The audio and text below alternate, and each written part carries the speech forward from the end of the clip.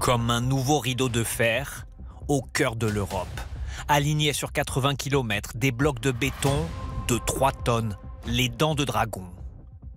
Depuis un an, la Pologne érige son bouclier oriental, une série de lignes de défense à sa frontière avec la Russie. Là-bas, c'est déjà la Russie. On voit la frontière avec la Russie. La première ligne, c'est une clôture faite de barbelés. La deuxième, c'est le système de surveillance.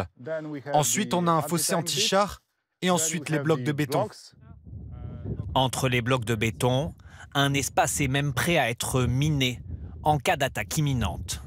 Le projet est titanesque, 2,5 milliards d'euros pour protéger d'ici 3 ans 200 km de frontière avec l'enclave russe de Kaliningrad, mais aussi 420 km avec la Biélorussie, fidèle allié de Moscou. Si l'ennemi franchit la frontière ne serait-ce que d'1 mètre, on lui tirera dessus. On commencera à faire feu, vous savez. Nous ferons tout pour les arrêter dès la frontière, pour que ce qui s'est passé en Ukraine n'arrive jamais en Pologne. Cette frontière particulièrement surveillée, Eva Skroczka la regarde d'un autre œil depuis la guerre en Ukraine. Là, par la fenêtre, on voit la frontière. Avant, on les voyait comme des voisins. Maintenant, on les regarde avec un peu d'anxiété, c'est sûr. Elle se rassure en se disant que, contrairement à l'Ukraine, la Pologne fait partie de l'OTAN. Mais il faut se préparer au pire. Si quelqu'un nous attaque, bien évidemment, on espère que nos alliés nous aideront. Mais dans un premier temps, il faudra se défendre nous-mêmes. Alors, dans ce village frontalier de 80 habitants, on prie pour la paix, mais c'est à l'armée polonaise qu'on s'en remet. Son budget a doublé depuis le début de la guerre en Ukraine. Elle dépense des fortunes en équipement militaire.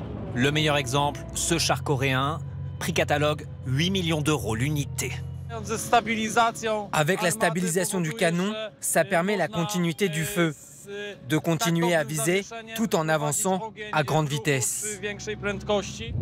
Une révolution pour cette tankiste qui jusque-là conduisait du matériel soviétique conçu dans les années 60.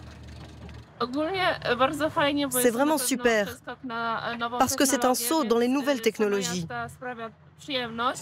L'objectif affiché par l'armée polonaise, c'est dans 10 ans de posséder 1600 chars de combat, 1 millier de chars coréens comme celui-ci, mais aussi des chars allemands, des chars américains qui ont été commandés. C'est un objectif colossal, c'est 8 fois plus que ce que possède l'armée française. Et la Pologne a déjà dépassé notre armée pour ce qui est du nombre de soldats. Ils sont 216 000. Pour doubler ses effectifs en 16 ans, la Pologne a misé sur la défense territoriale. Des volontaires rémunérés qui s'entraînent au moins un week-end par mois, comme cet avocat de 53 ans qui passe son samedi allongé dans la neige pour un entraînement de tireur d'élite. Bien évidemment, le sentiment de danger a augmenté et ça motive les gens à s'engager, à franchir le pas. Après 3 ans de guerre en Ukraine, il y a en Pologne un consensus politique pour renforcer l'armée.